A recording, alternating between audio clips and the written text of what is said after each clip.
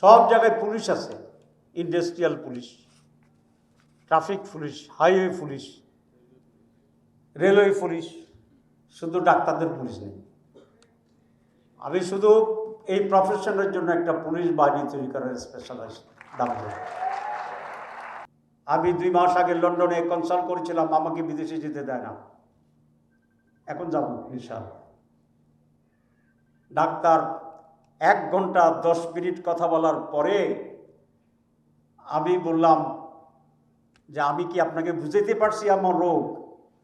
খুব ভালো বুঝছি। এবং বললো আপনাকেই আমি বুঝাইতে পারছি কিনা আপনার চিকিৎসা কি? আমি বলছি খুব ভালো বুঝছি।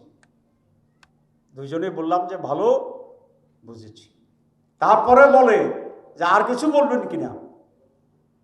তা আমি তো তখন আর বলতেও চাই না, কারণ আমার তো দরকার নেই। ওই ডাক্তারের কথা আজকে আপনাদের এখানে বলছি। এখন আপনাদের কথা যদি লোকেরা অন্য জায়গায় গিয়ে বলে, আই এম হ্যাপি। সেই জন্য একটি আমূল পরিবর্তন আনতে হবে বাংলাদেশে। সেটা হচ্ছে রেফারেল সিস্টেম। রেফারেল সিস্টেম যদি হয় তো তাহলে সকলেই রুগী পাবে। এই রেফারেল সিস্টেম চালু করা উচিত, এই দাবি আপনাদের কাছ থেকে ওঠা উচিত। 2 নম্বর কয়েকটা দাবির কথা বলে বক্তৃতা আরেকটু বলে শেষ করব। একটা হচ্ছে কয়েকদিন আগে কক্সবাজারে একজন ডাক্তারের উপরে প্রচুর জুলুম হয়েছে, তাকে আইসিইউতে ভর্তি হয়েছে। আপনারা জানেন এটা? কেন? ডাক্তারদের কোনো প্রোটেকশন নেই। ডাক্তারদেরকে মারলে সবাই খুশি হয়, অথচ এই ডাক্তাররাই অপেক্ষাকৃতভাবে বেশি সার্ভিস দেয়। অপেক্ষাকৃতভাবে বলছি কথা। এই যে আন্দোলনে আপনারা যে ছবি দেখালেন, এটা কি কোনো ইঞ্জিনিয়ার দেখাতে পারবে? কোনো এগ্রিকালচারিস্ট এই ভিডিও বানাতে পারবে? ওরা সাধারণ মানুষই আহত গিয়েছে, কিন্তু তাদের কেন তো এরকম হাজার হাজার আহত লোক যায়নি চিকিৎসার জন্য, গেছে নাকি? একেবারে খারাপ ডাক্তার যেটা রোগীর প্রতি খুবই নেগলেক্ট করে, সেও একজন ইঞ্জিনিয়ারের চেয়ে ভালো। ইন দ্য সেন্স, সরি আমি ওদের খারাপ বলছি না, একজন ইঞ্জিনিয়ার যদি কন্ট্রাক্টরকে 1 মাস ঘুরিয়া বিলটা সাইন করে দেয়, সে খুব খুশি হইয়া মিষ্টি নিয়া ইঞ্জিনিয়ার বাসা যায় যে মাত্র 1 মাস ঘুরেছে, তো বিলটা ফেলছে।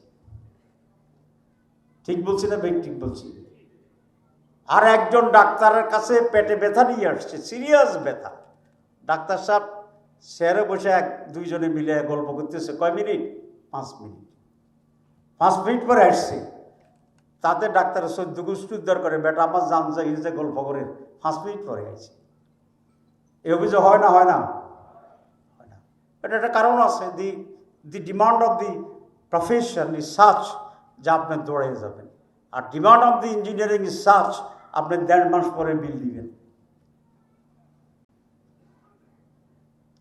It's a very sensitive profession. It's an emergency profession. It's a universal profession. আপনি বাসে যান, ডাক্তারটা থাকলে এর কাজ হয়। সব জায়গায় পুলিশ আছে, industrial police, traffic police, highway police, railway police, শুধু ডাক্তারদের পুলিশ নেই।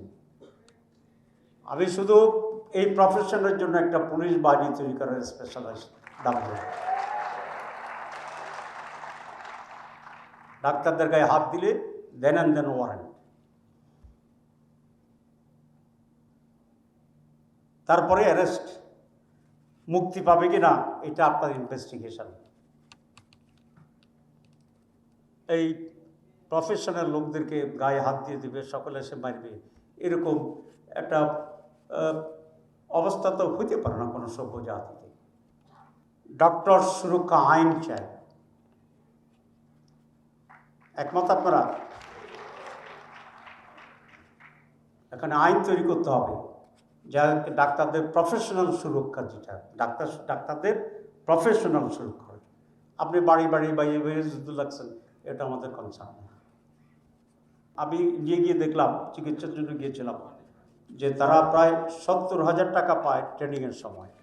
তো বাংলাদেশের 70,000 মানে 1.5 গুণের মতোই, প্রায় নিয়ার অ্যাবাউট 1 লক্ষ টাকা পায় যখন তারা পোস্ট গ্রাজুয়েশন ট্রেনিংয়ে থাকে পড়ালেখার জন্য। আমাদের দেশে 20,000 বোধ না 25,000, 20,000। তো এই 20,000 কারা পরিবেশন করে? যাদের একটু বয়স হয়ে গেছে, যাদের অনেক জায়গায় সে বিবাহিত, তার ফ্যামিলি রেসপন্সিবিলিটি আসে অটোমেটিক্যালি, কিন্তু সে 20,000 তো নিজেই চলতে পারে না। আমি মিনিমাম 50,000 টাকা এটা বৃদ্ধি করার জন্য আমি জোর দাবি জানাচ্ছি।